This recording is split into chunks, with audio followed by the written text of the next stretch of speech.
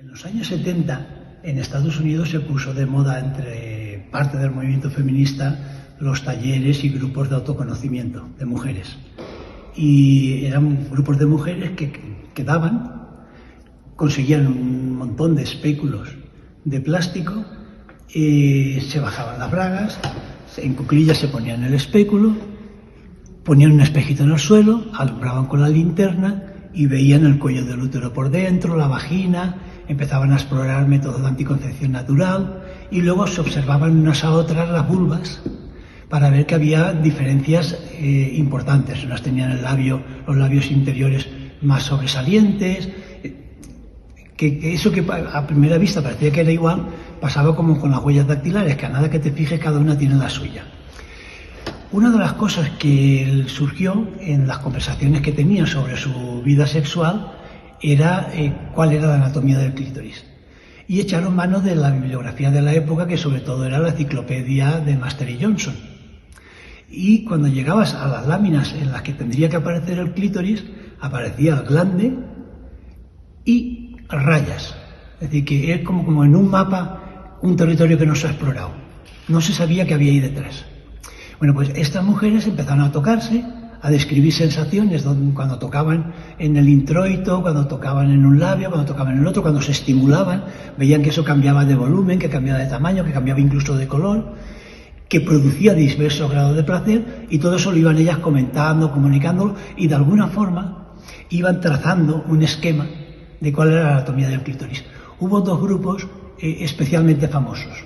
El colectivo de salud de las mujeres de Boston, que escribieron ese libro tan conocido, que es una especie de Biblia de nuestros cuerpos, nuestras vidas, y hubo otro colectivo que era el colectivo de salud de las mujeres de California.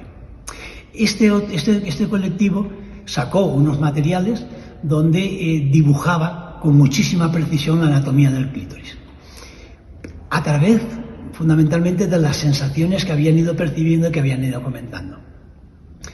Eso en California. Aquí en España empezó también esos grupos de autoconocimiento y apareció también la misma preocupación. Recuerdo que en unas jornadas en Sevilla del año 85 en la Facultad de Medicina, entonces era adjunto de cátedra de ginecología José María Bedoya Bergual, luego ha sido catedrático de ginecología muchos años, reconoció que él no conocía la anatomía del clítoris porque no se estudiaba en medicina.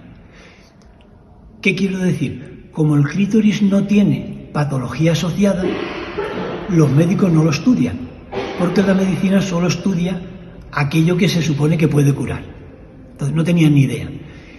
Como teníamos mucho interés en conocer esa anatomía del clítoris y había algunas compañeras, entre ellas mi pareja, que montaban esos mismos cursos de autoconocimiento, lo primero que hicimos fue, después de buscar por todas partes dibujos, fue coger secciones de cadáveres, cada milímetro, cuando se le hace una resonancia magnética o un TAC a un cadáver, para ver milímetro a milímetro cómo esa estructura crecía y se desarrollaba por dentro.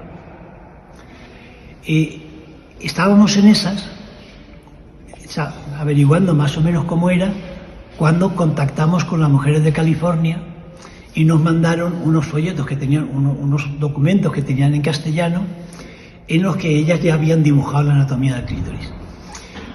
En el año 89 yo me encargué de montar la mesa de sexualidad del Congreso Estatal de Planificación Familiar y me traje creo que era Lauren Rodman, quiero recordar, a una señora de unos 55 años, americana de clase media, de estas que pasan en el cortacésped en la puerta de su casa todos los años, a que explicara en ese congreso con 1.200 médicos en Sevilla, de todo el estado, cómo era la anatomía del clítoris. Fue muy gracioso porque ella lo explicó con una cantidad de detalles y los médicos me decían que eso era mentira, que esa mujer de donde lo había sacado, vamos, no se creyeron nada.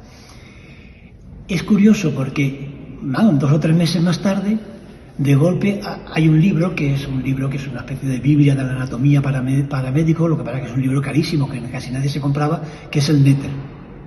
Y en el Netter venía perfectamente descrito lo mismo que había dicho esta mujer americana. Con lo cual ya teníamos el primer libro en el que publicado en España, en el que aparece bien dibujada la anatomía del clítoris, es la nueva terapia sexual de Kaplan, que viene perfectamente dibujado. Y luego encontramos otro libro que se llama Los secretos de Eva,